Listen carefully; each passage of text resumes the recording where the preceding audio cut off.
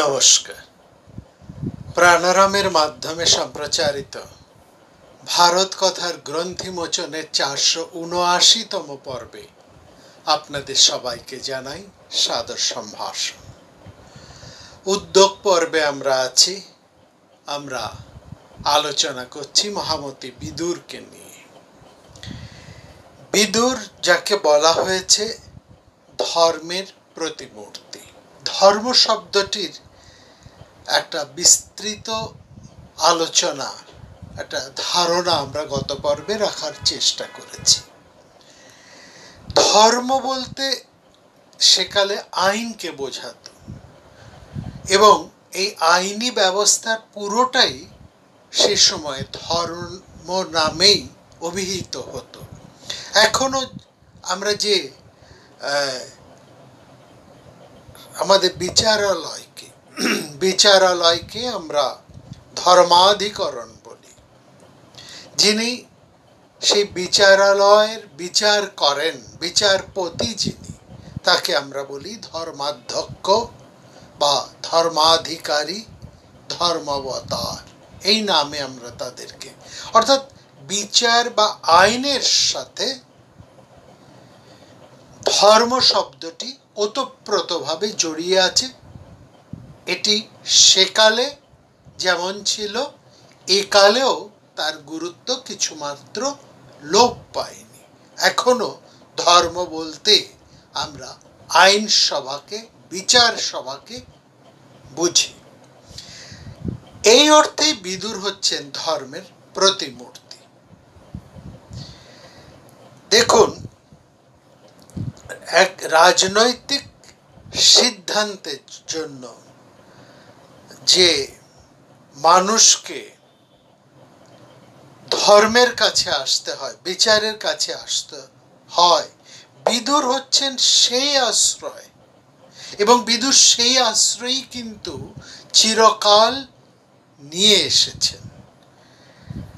রাজা রাজসভাই ছিল সে সময়কার ধর্মসভা, এবং রাজ অমাত্য এবং রাজার অন্যান্য প্রতিনিধিরাই ছিল ধর্মাবতার, যারা রাজার প্রতিনিধি হয়ে শাসন ব্যবস্থার মধ্যে একটা সুষ্ঠু শাসন ব্যবস্থাকে চালিয়ে নিয়ে যেতেন। রাজা ছিলেন সেই ধর্মের প্রতিমূর্তি। এখানে আমরা দেখছি বিদুর এই ধর্মের প্রতিমূর্তি হয়ে তিনি কোন ভূমিকায়, কত গুরুত্বপূর্ণ ভূমিকায় অবতীর্ণ হয়েছিলেন। এখানে আমরা দেখছি বিদুর বারবার দুর্যোধনকে ত্যাগ করার কথা বলেছিলেন ধৃতরাষ্ট্রকে। বলেছিলেন, যারা মধুর ব্যবসা করে তারা বহু উঁচুতে উঠেও তারপর অগ্রপশ্চাৎ বিবেচনা করে কাজ আরম্ভ করে। অনেক সময় অনেক উঁচুতে দেখলেও, মধুর চাক দেখলেও তারা কিন্তু সেই মধুর চাকটা কত বড়, তার কোথায় শেষ সেটা ভালো করে বুঝতে পারে না, এবং সেখানে উঠতে গিয়ে তারা মৌমাছির কামড় খেয়ে মারা যায়, নয়তো নিচে পড়ে গিয়ে মারা যায়। আরুহ্য তং মজ্জাতি বা পতনং ব্যাধি গচ্ছতি। দুর্যোধন পাণ্ডবদের শক্তির উচ্চতা না বুঝে পাশা খেলায় প্রমত্ত হয়েছে এবং নিজের অবস্থান পর্যালোচনা না করে নিজের পতনের পথ প্রশস্ত করছে।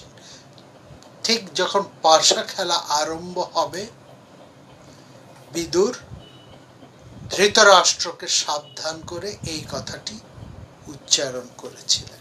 এটা ঠিক, ধৃতরাষ্ট্রের নির্দেশে তিনি গিয়েছিলেন যুধিষ্ঠিরকে আমন্ত্রণ জানাতে, এবং সেখানে তার পক্ষে দূত হিসেবে যতটা সম্ভব তিনি বারণ করেছিলেন, সাবধান করেছিলেন যুধিষ্ঠিরকে।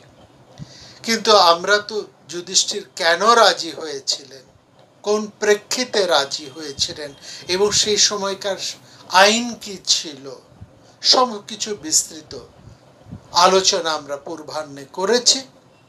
এবং বিদুরের সাথে উপস্থিত হয়েও যুধিষ্ঠির সমস্ত কিছু বুঝেও তিনি কেন পাশা খেলায় প্রবৃত্ত হয়েছেন সেটাও আমরা বিস্তৃতভাবে আলোচনা করেছি। সেখানে যুধিষ্ঠিরের নিরুপায়ত্ব, তার অভিমানী সত্তাকেও আমরা লক্ষ্য করেছি। এইবার যখন পাশা খেলা আরম্ভ হচ্ছে এবং সেটা যখন কপটতার দিকে যাচ্ছে, তখন প্রতিবাদ করে উঠেছেন একমাত্র বিদুর। বিদুর ছিলেন সেই প্রতিবাদী সত্তা, তার ধর্মসত্তাই তাকে প্রতিবাদী হতে বাধ্য করেছে এবং সেখানে তিনি এই কথাগুলো পরপর উচ্চারণ করেছেন। তিনি যুধিষ্ঠিরকে বারণ করেছেন এই কথা ঠিক, কিন্তু যখন খেলা আরম্ভ হয়ে গেছে এবং সেটা যখন কপট পাশার দিকে যাচ্ছে, তখন তিনি এই কপটতাকে রোধ করে ধৃতরাষ্ট্রকে, তিনি জানেন ধৃতরাষ্ট্রের যদি অনুমতি না থাকে তাহলে এই পাশা খেলা চলতে পারে না, সেজন্য প্রধান অমাত্য হিসেবে, মহামন্ত্রী হিসেবে, প্রবীর মন্ত্রী হিসেবে তিনি রাজাকে সঠিক পথ নির্ণয় করে যাচ্ছেন। তিনি বলছেন যে, জানেন তো মহারাজ, ধৃতরাষ্ট্রকে তিনি বলছেন, এক দেশের বনভূমিতে কতগুলো অদ্ভুত পাখি ছিল, তাদের মুখ দিয়ে সোনার লালা ঝরে পড়ত। সেই পাখিগুলো একসময় রাজার বাড়িতে আশ্রয় নিল। সোনার লালা দেখে রাজা সোনার লোভে, অতিরিক্ত সোনার লোভে পাখিগুলোকে বধ করলেন। সেই হাঁসের স্বর্ণ ডিম্ব প্রসবের কাহিনীর মতনই। তাতে পাখিগুলো মারা পড়ল আর রাজা সোনা পাবার আশাও লুপ্ত হল। ধৃতরাষ্ট্রকে বলছে, আপনিও ঠিক তাই করছেন মহারাজ। ধনের লোভে প্রমত্ত হয়ে আপনি পাণ্ডবদেরকে বধ করার চেষ্টা করছেন। গাছের গোড়া কেটে সেই গাছে জল ঢালার চেষ্টা করছেন। গাছের গোড়ায় জল দিলে তবেই তো আগায় ফুল ফুটবে, আর গোড়াটাকেই যদি আপনি সমূলে উৎপাট করে তোলেন, সম্পূর্ণভাবে তাকে যদি কেটে ফেলেন, তাহলে আর সেই গাছ থেকে আপনি ফল ফুল পাবেন কি করে? অতএব পাণ্ডবদের আপনি স্নেহবারে সিঞ্চনে বরং বর্ধিত করুন, তাতে আপনারই লাভ হবে। নইলে এটা মনে রাখবেন, পাণ্ডবেরা যদি শত্রুপক্ষে দাঁড়িয়ে একত্র হয়, তাহলে তাদের সঙ্গে কৌরবেরা কিছুতেই এটে উঠতে পারবে না। সমবেতান হি কপার্থন প্রতিযুদ্ধেত ভারত। এই যে অক্ষকেরার অজুহাতে পাণ্ডবদের ধন সম্পত্তির রাজ্য হরণ করার পরিকল্পনা করেছেন দুর্যোধন, এই পরিকল্পনাটা বিদুর বুঝে গিয়েছিলেন। ধৃতরাষ্ট্র এই বিষয়ে বিদুরের মতামত জিজ্ঞেস করতেই তিনি ধৃতরাষ্ট্রের আসল মুখোশটা খুলে দিতে চেয়েছেন। তিনি ভীষ্মের দিকে ইঙ্গিত করে বললেন, দুর্যোধন যা করছে তার ফল হিসেবে কষ্ট ভোগ করবেন এই প্রতীপ শান্তনু বংশধরেরা। অর্থাৎ তিনি ভীষ্মকেও কিন্তু রেহাই দিলেন না। প্রতীপ শান্তনুর বংশধর হিসেবে বিশদ করে এবং আরো ভীষণভাবে ভীষ্মের নাম চলে আসে, কারণ তিনি শান্তনুর বংশধর হিসেবে এই রাজ্যের সামগ্রিক সুরক্ষার দায়ভার নেবার ব্রত গ্রহণ করে বসে আছেন। তিনি বলছেন, ধৃতরাষ্ট্রকে লক্ষ্য করে বিদুর বলছেন, মহারাজ, দুর্যোধন যে যুধিষ্ঠিরকে বাজিতে পাশা খেলায় অন্যায়ভাবে হারিয়ে ধন সম্পত্তি লাভ করেছে, তাতে আপনি আনন্দ পাচ্ছেন, কিন্তু এই পাশা খেলা থেকেই তো বিবাদ আরম্ভ হয় এবং এই বিবাদের পরিণতি তো যুদ্ধ পর্যন্ত গড়ায়। সেটা আপনি মনে রাখবেন। টাকা পয়সা ধন সম্পত্তির উপর আপনার লোভ আছে, আপনার লালসা আছে এই সমস্ত কিছুর উপর। এটা আমি জানি, বহুদিন ধরেই আমি জানি, এবং আমি এও জানি যে যুধিষ্ঠিরের ধন সম্পত্তি হরণ করার জন্য আপনি গোপনে মন্ত্রণা করে আজকে এই কাজে হাত দিয়েছেন, এটাও আমি জানি। আকর্ষস্তে শ্রেধনে সুপ্রণীতে হৃদি প্রৌঢ় মন্ত্রময় মাধি। কিন্তু মনে রাখবেন মহারাজ, সুহৃদ্দূতের কথা বলে যুধিষ্ঠিরকে যেভাবে এনে অন্যায়ভাবে তার সাথে বিবাদ সৃষ্টি করলেন, সেটা আমি কল্পনাও করতে পারিনি, এবং এতে আমার মত নেই।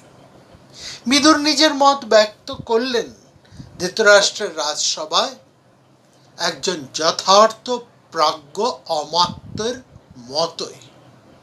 বারবার তিনি তার কথার মধ্যে কেবল ধৃতরাষ্ট্রকে নয়, একসঙ্গে শান্তনু, প্রতীপের উত্তরাধিকার বংশধর হিসেবে তিনি ভীষ্ম, বাল্মীক সহ সমস্ত বৃদ্ধ মন্ত্রীদেরকেও একে একে জড়িয়ে নেবার চেষ্টা করলেন, কিন্তু তারা সবাই নিশ্চুপ দুর্যোধনের ভয়। বিদুর একেবারে অসহায়, তাকে সমর্থন দেবার তো একজন মানুষকেও সেই সবাই কেউ খুঁজে পেল না। আমরা দেখলাম না কেউ তাকে সমর্থন করছে। যদি সেখানে বিদুরের সঙ্গে আরো একটি দুটি কণ্ঠ এমন প্রবলভাবেই ধ্বনিত হয়ে উঠত, তখন আমরা নিশ্চিত ধৃতরাষ্ট্র সেই সবাই দ্রুত ক্রীড়া বন্ধ করে দিতে বাধ্য হতেন। কিন্তু তিনি কাউকে সহায় হিসাবে পাচ্ছেন না, কিংবা কেউ ধৃতরাষ্ট্রের বিপক্ষে কোনো কথা বলছেন না বলে বিদুর উচিত কথা যে বলবেন না বা তিনি ঔচিত্য থেকে সরে আসবেন, এমন মানুষও বিদুর নন। তিনি ভীষ্মের দিকে তাকিয়ে বললেন, প্রতীপ, শান্তনুর বংশধরেরা শুনুন, ভয়ঙ্কর আগুন দাও দাও করে জ্বলে উঠছে, আর আপনারা পতঙ্গের মতন, মূর্খ পতঙ্গের মতন সেই আগুনে ঝাঁপ দিয়ে পুড়ে মরবেন না। বৈশ্বানরং প্রজ্বলিতং সুঘোরং মাজসাদং মন্দমন প্রপন্না। আজকে মোহের বশে যুধিষ্ঠির পাশা খেলে যাচ্ছে, কিন্তু হারের শেষে তার যে রাগ হবে, যে ক্রোধের সঞ্চার হবে, এবং সেই পাণ্ডবদের সেই ক্রোধ থেকে কি আশ্রয় দেবে দুর্যোধন, দুঃশাসন, শকুনি, কর্ণদের? কি আশ্রয় দেবে? যুধিষ্ঠিরের পক্ষে বলার কেউ নেই, তিনি নিজের হাত নিজেই পোড়াচ্ছেন। আর বিদুরের সমর্থনও সেখানে কেউ দাঁড়িয়ে নেই, সেখানে কেউ বলার নাই। এখানে আরো একটা জিনিস আমরা লক্ষ্য করছি, দেখছি দুর্যোধন, দুঃশাসন তারা বারবার অপমান করে যাচ্ছেন বিদুরকে, বলছেন, তাকে চলে যেতে বলছেন, তাকে একেবারে নির্লজ্জ ভাষায় অপমান করে, তাকে কত ছোট দুর্যোধন, সে বিদুর তার পিতৃব্য দুর্যোধনকে বলছেন যে কি তুমি এই ন্যায় নীতির কথা নিয়ে কি বলতে এসেছো? পাগলের মতন তুমি কি কথা বলেছ? তোমার লজ্জা বলে কিছু নেই? তুমি মুখে যা আসছে তাই বলে যাচ্ছ। কিংনু বাধস যদিচ্ছসি তদিদাবাহত ভাষণে। তোমার যদি অত ন্যায় নীতি নিয়ে থাকতে ইচ্ছে করে তাহলে যাও বৃদ্ধদের কাছে গিয়ে বসবাস করো, তাতে তোমার সুনাম হয়তো বজায় থাকবে। দয়া করে তুমি আমাদের কাজের মধ্যে নাক গলাতে এসো না। মা বাপ্রীতম পরকার যেস ভূস্ত্রম। বিদুর সত্যি ভাবতে পারেননি ধৃতরাষ্ট্র অন্ধ বলে তার প্রতি একটা মায়া আছে বিদুরের।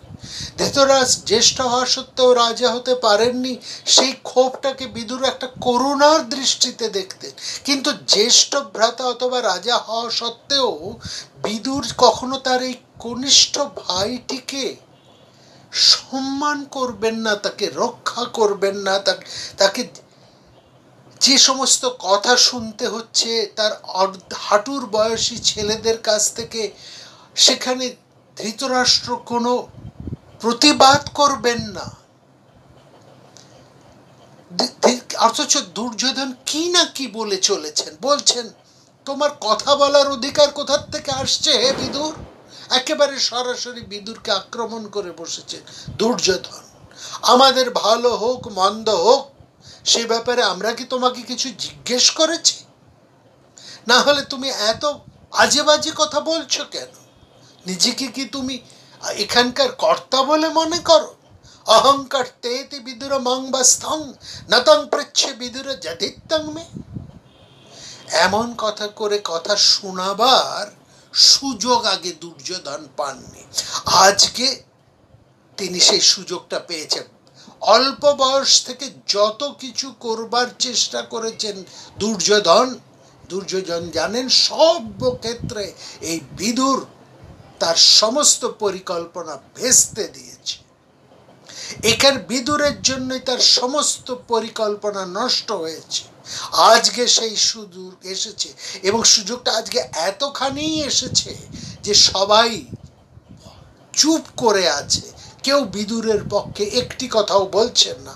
ফলে উৎফুল্ল দুর্যোধন, এমনকি তার পিতা ধৃতরাষ্ট্রের মৌন সম্মতি লাভ করে তিনি একেবারে মাত্রাহীন হয়ে গেলেন।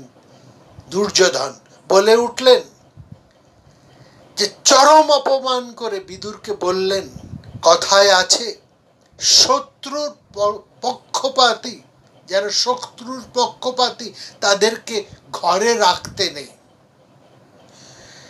তুমি আমাদের পরম অনিষ্টকারী বিদুর, এতকাল এখানে থেকেছ, খেয়েছ, এবার যেখানে খুশি তুমি যেতে পারো। বদমাস চরিত্রহীন মেয়ে ছেলেদেরকে কি সদুপদেশ দিয়ে তাদের স্বামী ঘরে রাখতে পারে? অতএব তোমার যেদিকে ইচ্ছে হয় সযত্রেচ্ছসি বিদুর তত্র গচ্ছ সুশাস্ত্বাহ্যসতি স্ত্রী জাহাতি। এত অপমান সত্ত্বেও বিদুর কিন্তু একটি কথাও বললেন না। রাজসভায়, উন্মুক্ত রাজসভায় সবার সামনে এমন চরম অপমান করে চলেছে তার হাঁটুর বয়সী একটি ছেলে, যে সাধারণ মানুষ হলে তো কখনই চলে যেতেন। এই অপমানের জ্বালা সহ্য করতে না পারে, কিন্তু বিদুর তো সাধারণ মানুষ নন, তিনি ধুরন্ধর মূর্তি। তিনি যেমন জ্ঞানী, যেমন তিনি আইন অর্থাৎ ধর্মটিও বোঝেন, তেমন তিনি রাজনীতিও বোঝেন এবং ইতি কর্তব্যটাও তিনি সঠিকভাবেই বোঝেন। তিনি কবে থেকে হস্তিনাপুরের রাজসভার দায়িত্ব পালন করছে, আর সেই দিনকার ছেলে ছোকরাদের ফাঁদে তিনি পা দেবেন, এত বোকা বিদুর নন। রাজনীতি যারা করেন আজকাল দেখি একটু অপমানিত হলেই তারা এদিক থেকে ওদিকে ঢলে পড়েন বা চলে যান। বিদুর কিন্তু সেটি করেন, এত বোকা বিদুর নন। বিদুর কেবলমাত্র রাজনীতিটা করেন বা রাজনীতিটাই বোঝেন না, রাজনীতির সাথে, তার রাজনীতির সাথে এই রাষ্ট্রের মর্যাদা, শুভ অশুভ সমস্ত কিছু এতটা সম্পৃক্ত হয়ে আছে, এই মহান বংশের সমস্ত সদ্ভাবনা এবং ঔচিত্যের ধর্ম এতটা জড়িয়ে আছে, সেটা বিদুর খুব ভালো করেই বোঝেন। আর বোঝেন বলেই তিনি দুর্যোধনকে কোনো সুযোগ দেবেন না। তিনি চলে গেলে তো দুর্যোধনের পোয়া বারো, সেই সুযোগটা বিদুর কিন্তু কখনোই দুর্যোধনকে দেবে না। তাই তিনি আবার ধৃতরাষ্ট্রকে বলছেন যে আমি এই সামান্য কথাটা বলেছি বলেই আমাকে ত্যাগ করার প্রশ্ন আসছে মহারাজ। তাহলেই বুঝুন যারা এসব কথা বলছে তাদের চরিত্রটা কেমন সেটা আপনি একবার বুঝুন মহারাজ। আপনি চুপ করে থাকবেন না, নিরপেক্ষ দৃষ্টিতে এই অভিযোগের উত্তর দিন। কিন্তু কি উত্তর দেবেন ধৃতরাষ্ট্র? প্রশ্রয় দিয়ে দিয়ে যে ছেলেকে তিনি মাথায় তুলেছেন এবং সেই ছেলে তার পিতার সমান পিতৃব্যকে এমন অপমান করছেন, তিনি সেখানে আর ধৃতরাষ্ট্রের হাতে তো আর কিছু নেই। বিদুরের অসহায় যন্ত্রণা আসলে ধনসম্পত্তির লোভ, লালসা এবং ব্যক্তিগত স্বার্থে যারা চালিত হন তারা প্রকৃত বিচার অনুযায়ী কাজ করতে পারেন না। কিন্তু বিদুরের তো এই ধরনের কোনো লোভ লালসা নেই। সেই জন্যই তিনি বললেন, আপনি কিভাবেই বা নিরপেক্ষ থাকতে পারেন মহারাজ? আসলে রাজাদের মনটাই তো অস্থির। এক সময় যার সঙ্গে ভালো কথা বলেছেন, পরে তাকেই আপনি মুষল দিয়ে আঘাত করছেন। রাজ্ঞং হি চিত্তানি পরিপ্লুতানি শান্তং দত্তা মূলাই ঘারয়ন্তি। এই যে বিদুর বলছেন আপনার বুদ্ধিটাই নষ্ট হয়ে গেছে, তাকে আর মঙ্গলের পথে নিয়ে আসা যায় না মহারাজ। আজ আপনি আমাকে পছন্দ করছেন না, যেমন 60 বছরের স্বামী কে একজন কুমারী মেয়ের যেমন পছন্দ হয় না, ঠিক আমাকেও ঠিক আপনার তেমনই পছন্দ হচ্ছে না। ধ্রুবং না রোচে ভরতর্ষভ পতি কুমার জয়তি 60 বর্ষ। সামান্য একটু অভিমান প্রকাশ করেই বিদুর কিন্তু স্বমহিমায় ফিরে এসেছেন নিজের ব্যক্তিত্বে। তিনি বলছেন, মহারাজ এর পরেও আপনাকে ভালো মন্দের বিষয়ে আপনার মন রাখার কথা যদি আপনি চান, তবে আমাকে ডাকবেন না কখনো। মন্ত্রণা দেবার জন্য আপনি স্ত্রী মানুষ লোকদেরকে ডেকে নিয়ে আসুন, তারা আপনার ইচ্ছায় সায় দেবে। ডেকে পাঠাবেন জড়, পঙ্গু আর মূর্খদের, যারা নিজেদের স্বার্থের জন্য আপনাকে মন রাখা কথা শোনাবে।